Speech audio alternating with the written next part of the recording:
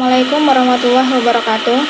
Izin memperkenalkan diri, saya Dila Wardani, NPM 20030040007. Di video ini saya akan memaparkan sedikit materi tentang tipe kepemimpinan dengan struktur organisasi. Yang pertama yaitu struktur organisasi mekanistik. Struktur organisasi mekanistik adalah sistem tertutup yang menekankan adanya keteraturan, seperti mesin pabrik yang bergerak berdasarkan aturannya untuk menjaga adanya kestabilan. Struktur ini bersifat kaku dan terkendali dengan ketat. Menurut Herbert G. Hayek, organisasi tipe ini mempunyai ciri-ciri sebagai berikut: mempunyai struktur yang baik, yang dapat menggambarkan hubungan-hubungan wewenang, kekuasaan, dan pertanggungjawaban. B. Struktur organisasi organik. Struktur organisasi organik adalah struktur yang menekankan pada pentingnya mencapai keadaptasian dan perkembangan tingkat tinggi. Dan struktur organisasi ini bersifat adaptif, longgar, dan fleksibel yang memungkinkan organisasi untuk berubah secara cepat jika dibutuhkan. Ciri-cirinya yaitu disusun secara bebas, spontan, tak pasti, dan fleksibel. Keanggotaannya diperoleh secara sadar atau tidak sadar. Kapan seseorang menjadi anggota sulit ditentukan. Tidak ada perincian secara tegas tentang tujuan organisasi. Biasanya bersifat sementara. Hubungan-hubungan yang terjadi antara para anggota berlangsung secara pribadi.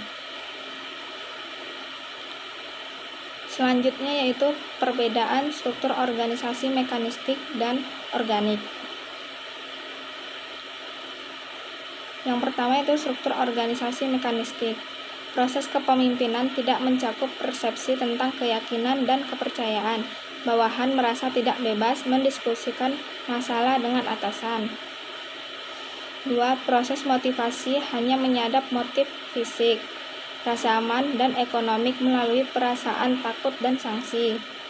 3. Proses komunikasi berlangsung sedemikian rupa sehingga informasi mengalir ke bawah cenderung terganggu, tidak akurat, dan dipandang dengan rasa curiga. 4. Proses interaksi bersifat tertutup dan terbatas. 5. Proses pengambilan keputusan hanya terjadi di tingkat puncak. 6. Proses penyusunan tujuan dilakukan di tingkat puncak organisasi tanpa mendorong adanya partisipasi. 7. Proses kendali dipusatkan dan menekankan upaya memperhalus kesalahan atas kekeliruan yang terjadi. Selanjutnya itu struktur organisasi organik. Perbedaannya yaitu proses kepemimpinan mencakup persepsi tentang keyakinan dan kepercayaan antara atasan dan bawahan dalam segala persoalan. Bawahan merasa bebas mendiskusikan masalah dengan atasan. 2. Proses motivasi berusaha menimbulkan motivasi melalui metode partisipasi. 3. Proses komunikasi berlangsung sedemikian rupa sehingga informasi mengalir secara bebas ke seluruh organisasi, yaitu ke atas, ke bawah, dan ke samping. 4. Proses interaksi bersifat terbuka dan ekstensif. 5. Proses pengambilan keputusan dilaksanakan di semua tingkatan melalui proses kelompok. 6. Proses penyusunan tujuan mendorong timbulnya partisipasi kelompok untuk menetapkan sasaran yang tinggi. 7. Proses kendali menyebar ke seluruh organisasi dan menekankan pemecahan masalah dan pengendalian diri sendiri. Selanjutnya yaitu C. Struktur organisasi modern.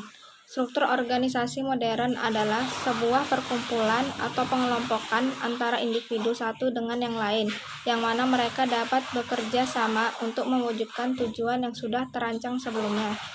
Ciri-cirinya yaitu ada 6. Pertama, sistem atau cara kerja. 2. Sistem pengambilan keputusan. 3. Perkembangan dari organisasi. 4. Sistem data. 5.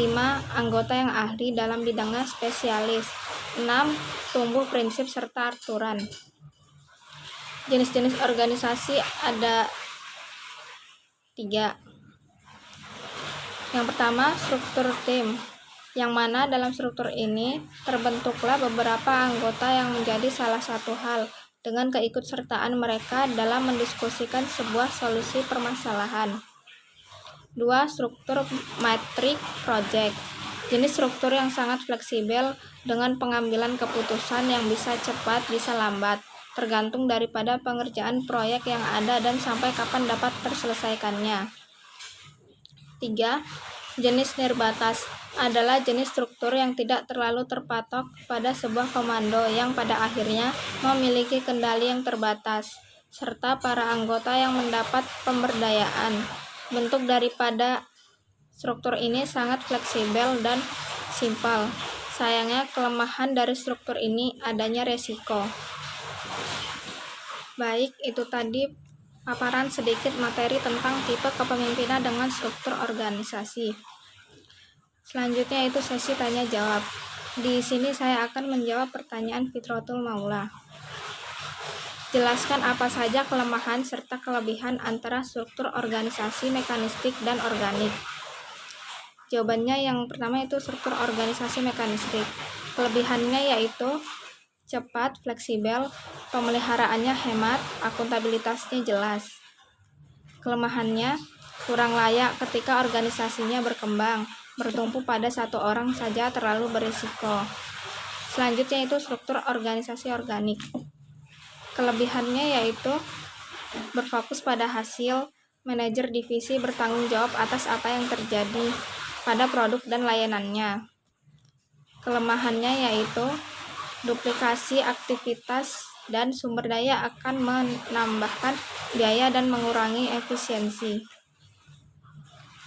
Baik, itu saja sedikit materi yang bisa saya sampaikan dan jawabannya kurang lebihnya saya mohon maaf. Saya akhiri. Wassalamualaikum warahmatullahi wabarakatuh.